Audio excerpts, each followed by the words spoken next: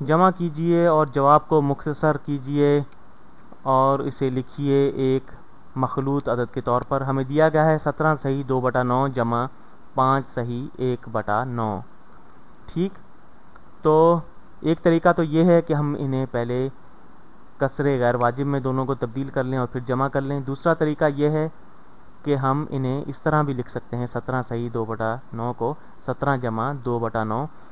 तो ये 17 सही 2/9 17 जमा 2/9 के बराबर होता है।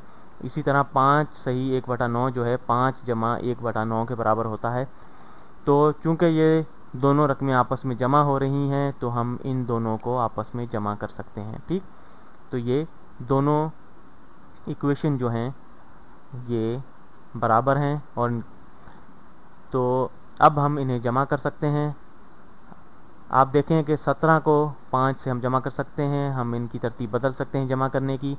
17 को 5 से जमा करें और 2/9 को जमा करें 1/9 से। ठीक, तो 17 में 5 जमा करें तो ये हो जाते हैं, 17 में 5 जमा करें तो ये 22 हो जाते हैं। ठीक, हमने पहले भी जमा के सवाल किए हैं।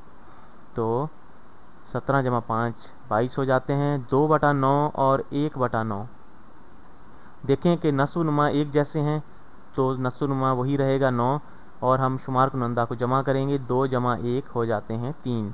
तो 3/9 ये हमारे पास इसका जमा आ गया। तो अब आप देखें कि 3 और 3/9 जो है वो तकसीम हो रहा है, फिर मुख्तसर हो रहा है। 3 एकम 3 और 3 तिये 9, तो ये 1/3 हो जाता है। तो ये हो जाता है 22 जमा 1/3 जो कि बराबर है 22 सही 1/3 के।